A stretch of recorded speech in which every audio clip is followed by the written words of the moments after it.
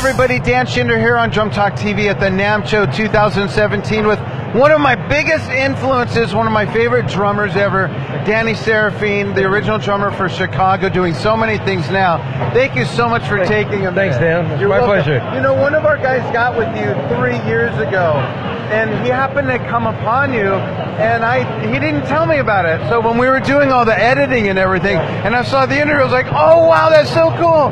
Now I get to be with you, and I really appreciate it. That's my pleasure, Dan. My pleasure. Great. So what are you doing? Let's start with CTA. Well, CTA right now is in a holding pattern for the year, you know, and I've got another project.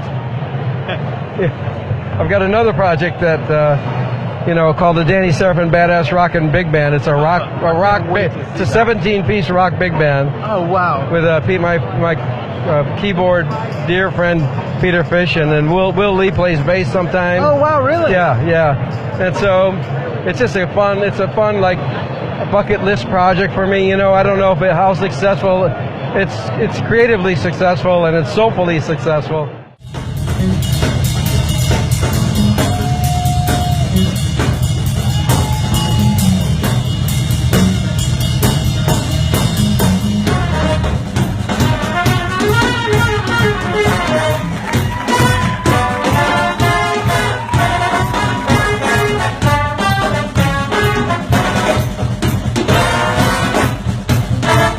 Will gravitate to it, and I've got a new manager.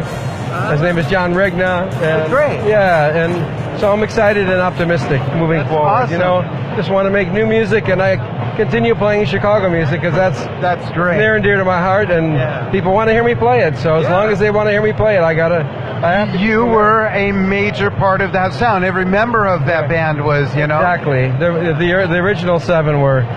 So I want to tell everybody kind of what I told you earlier. You've got to look this up. It's Chicago at Tanglewood, 1970.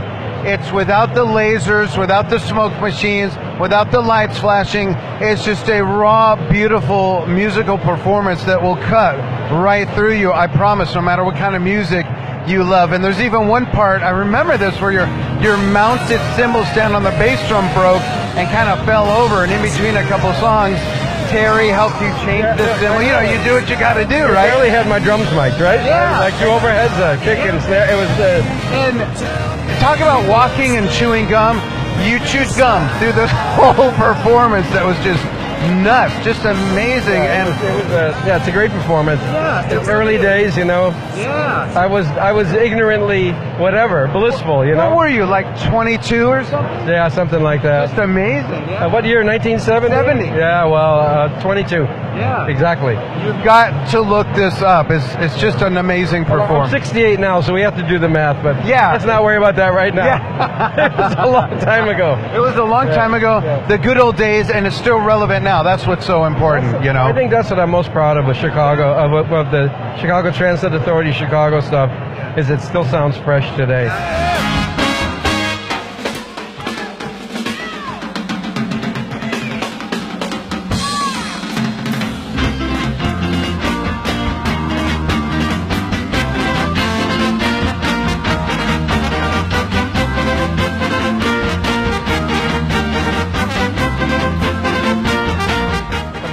I tell you, it's just like, no one knew in those days that it would still be around and still be relevant. So now that's a point I want to bring up. When you were performing and recording back in those days, and I remember my first rock and roll documentary was Chicago at the ranch, at Caribou Ranch. Did you ever imagine back then that the music of those times would be so relevant today and have so much influence? No. I knew it was great because we really cared about it. We crafted the music. We took time. We were passionate in every aspect of it, the recording of it, the learning of it, you know, and the performing of it live. So I knew it was special, but I had no idea. Yeah, I think a lot of people in any young age bracket under 30 in those days did not even conceive anything like 40 years ahead. Like, who cared, you know? We thought we'd be flying around like the Jetsons in cars, you know, let alone like what would our music be like. I think everyone was so much in the moment of just, like you said, creating it and performing it and everything, that's what mattered the most. Exactly. But, you know, I wish the era, the renaissance that I was able to experience, I hope it happens again for the young artists. Yeah. I really want that for them, because there's so many great drummers, I can tell you that. Guitarists, keyboardists, vocalists, and I want that for them. Yeah. I really do. Do you think that could happen? I mean, that was such an amazing time in music. The industry was blossoming, and now it's kind of, you know? I think it could happen, yes. I'm hopeful.